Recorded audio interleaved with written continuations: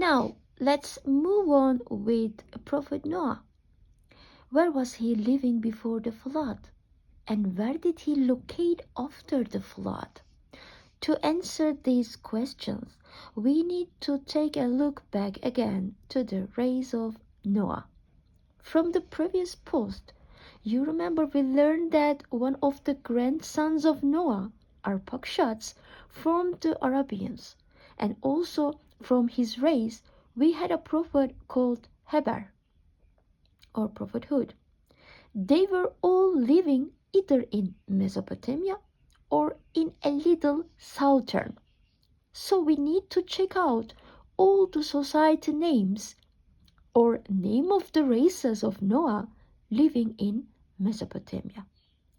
There must have been a long period between Prophet Noah and Prophet Heber, because as far as we learn from any religious textures, there is no other prophets living between Noah and Heber.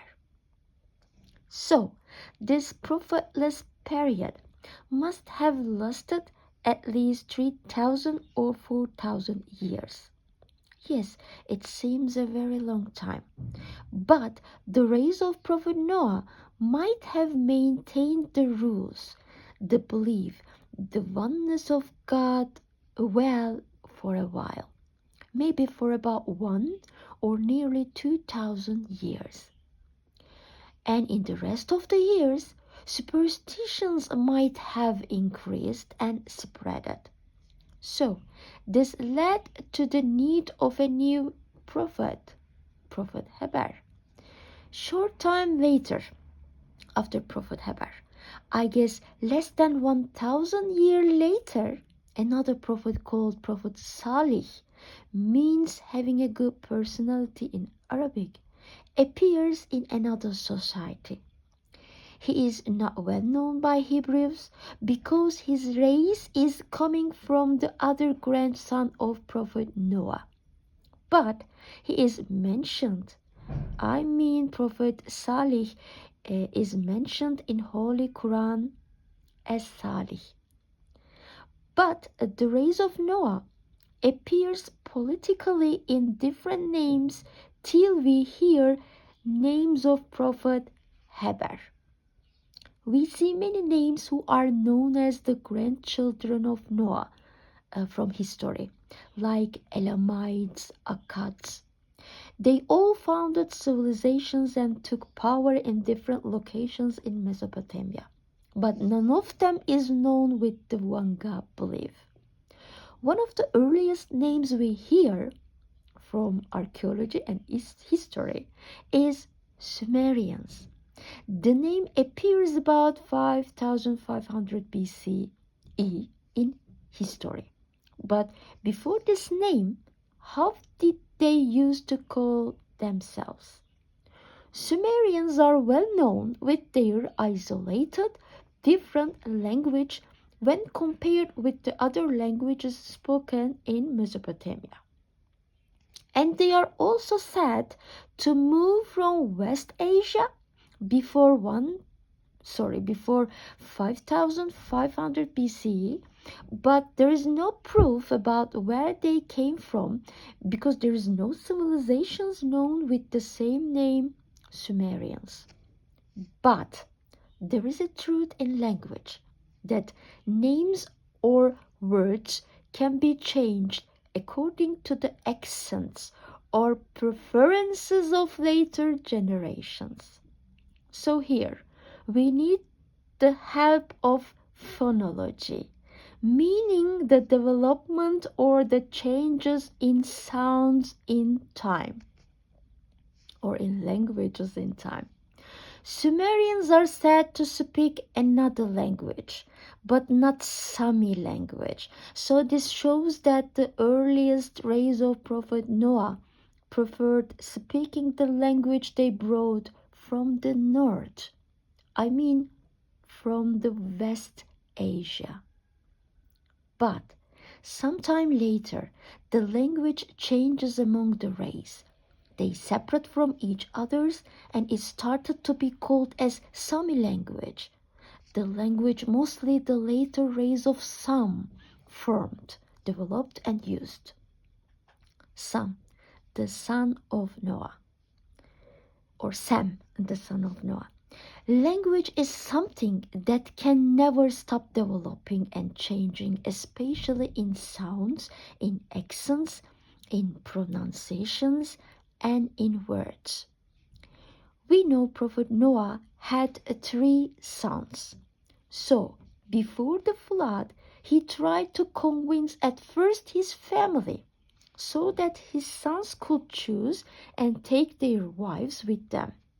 One of his sons was indecisive and suspecting from his father, and he was under the effect of others in the society. We also learn from some myths, some mythology, that his son comes with him first into the ship, but then he again gives up living. So there must be at least 7 people on the ship. Prophet Noah, his wife, his sons, his 2 sons, and 3 wives for his sons. We also learn from Holy Quran that one of his sons gives up believing and wants to turn back, although Noah tries to convince him, but he is drowned. So, after the flood, they start to live in Mesopotamia first, where Sumerians located. The name Sumer, or Sumere, or Sumeria, must be a name that Prophet Noah knew before the flood, or used before the flood. It must be a name used for a place that he was living. He must have wanted to keep and use the same name for his new region, for his new location too. Why? Of course, in order to keep the mental health of his family members. So by this way, they would keep feeling better and they would feel as if they are living in the same place. When I was also checking the names of the places around Mesopotamia, I came across a name which is pronounced very similarly with the name Sumerians. It was Samara. There was a small place called Samara near the river Idil in the southern Russia, and the culture was known with the same name. When I was checking out the Samara culture in Mesopotamia in the south, I encountered some archaeological discoveries related with the same culture which was the original culture of these Samara people in Mesopotamia. They found a person in southern Russia near the river Idil. They found a person having same DNA with the people in Mesopotamia, Samara, dating back to around 7,000 or 8,000 BCE. And this place is located in southern Russia, near a tributary of river Volga, called as River Idil now. And also, Tatar Turks are said to live there now. When we compare these 2 Samaras, the locations resemble to each other so much. Both of these 2 Samaran people prefer living riversides. The southern Samara, the Mesopotamian Samara, is located between the rivers Euphrates, near the rivers Euphrates and river Tigris. But when you check it, it's very near to Tigris, river Tigris. The location and the scenery of Tigris is very similar to the river Idil, the previous location of Samara culture. So from here, we understand and learn that the God, Allah, prepares a very similar place for Prophet Noah and his family so that they could keep living their previous culture and habits more easily. Because they have the same things they will need. And also we learn from here that the God, El-Ilah, Allah, must be the perfect psychologist or psycholog or psychiatrist or whatever you say. Yes, Samara, Sumere, Sumer, a language evolution. Even from the name of Prophet Noah's son, we understand Noah wanted to keep this name both in the name of his location and in the name of his son Sam. He must have wanted to be loyal to his previous life, to previous Samara, to previous location, but people were evil around him. How do I know these kind of phonological changings? Because same happens in my own language, Turkish. Let me give you an example from Old Turkish. We have a title called Tomiris in history. This title is given to one of the women in Saka İskit Turks, who was also well known by other cultures, mostly by Persians. Yes, you know these women as Amazon woman from Greek mythology in history. You also watch this woman from the movie Wonder Woman. She is known with her strong personality. So she is called as Tomiris, which means iron in Old Turkish. Today we use demir for iron. So the word Tomiris changes into demir step by step in time. How? Let's say Tomiris, Temiris, Temir, and finally Demir. And also, I was graduated from a language school in Turkey. And I'm also interested in changings in language and in pronunciations.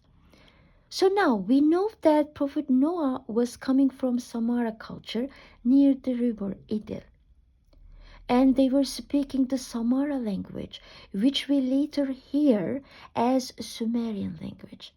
Then the same language separates into different accents, like Sami language. The flood must have been or must have become in between 6,500 and around 7,000 BCE. 7,000 BCE, yes. From 6,500 BCE to 4,000 BCE, Samaran people must have moved to south and the north. Some formed the Africans in south, and later Egyptians, and some formed Mongols, Mongolians in north. And we have another proof that Africans or Egyptians are the descendants of Samaran people or descendants of Noah, is that a group called Obeid in history, a group called Obeid is known with family-shaped temples. They were living near the Samara cultures. This means they were believing a family god, a father god, and other family member gods. So they built family god temples for them. This was probably occurred as a result of the flood. Prophet Noah succeeded in saving his family from a disaster, and what they experienced was turned into a legend in time by his later races. So, Prophet Noah was made a father god, and the other family members were accepted as family gods in result of their supports. And in later civilizations, like in ancient Egyptians or in ancient Greeks, we start seeing or reading or listening or watching family gods ruling the land from father to sons, or ruling the land from father to daughters, or maybe ruling the land from mothers to daughters or to sons. And all members in the family are accepted as holy and as the rays of the God. They are all accepted as the holy and as the rays of the God beyond the sky. But Noah was not a god. He and his family was saved by the real God Allah. I don't know how, in which name Prophet Noah was calling his one God in that age. The later races must have sublimed Noah and his family more than enough, and this led them to get away from their one God told by their grandfather Noah. And then we start hearing, we started learning, we started reading, we started listening, watching many gods from many different civilizations. Of course, it's wrong. When you, as a member of a society, accept a family as a family god, accept a king or a queen as a god, accept a ruler or the ruler's family as a god or a family god, you see them perfect. You start seeing them perfect, even if they have faults, even if they have mistakes. So you start doing whatever they wish, and this causes troubles in society. The real God stops sending help because no one and no family can be perfect. Only one God, Allah, Al-Ilah, is perfect, and only it can be a God. But here, I see that Samara period was more innocent than the period of obeyed culture, because it is said that superstitions start in Samara culture after they are affected by the obeyed culture. Here I mean not the ancient Samara, but the later Samara, the later rays of Samara culture, when they are living with the obeyed culture, when they are living in the same age with the obeyed culture. Because it's said that superstitions start in Samara culture after they are affected by the obeyed culture around them. So obeyeds must be a race or one of the hands of the ancient Samara people, separated from them in order to be free, in order to have a freedom mind from the rules of previous Samara.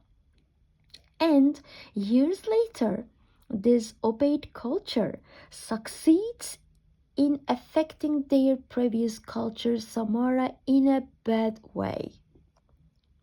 Briefly, Samara people can be accepted as Proto-Sumerians. And also, the Samaran people in the southern Russia near the river Eti, these people can be accepted as Proto-Samara.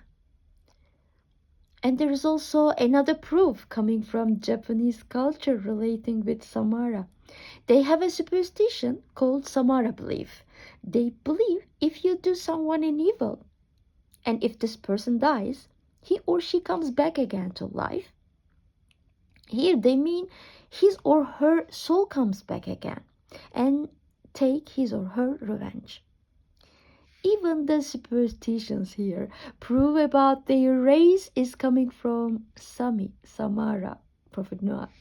They must have changed the story of Noah into a superstition because the society around Noah didn't believe him. And the God Allah punished them and took the revenge of Noah. So the story of Noah might have been told in different ways, and in time it changed into a superstition.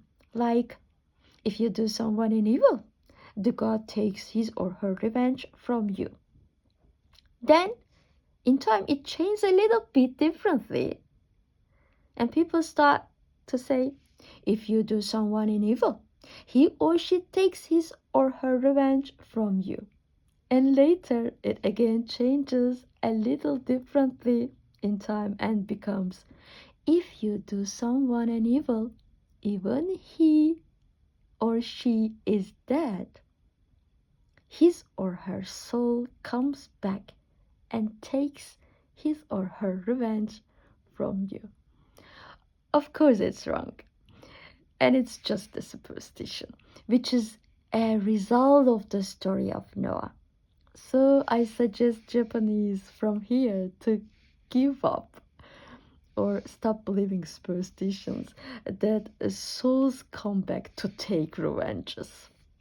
Yes, souls might come back to life again years or thousands years later, but they don't come back to take the revenge of the past. They come back to life to take the revenge of today and to save today's people. Thanks for listening again. See you in another post. Bye.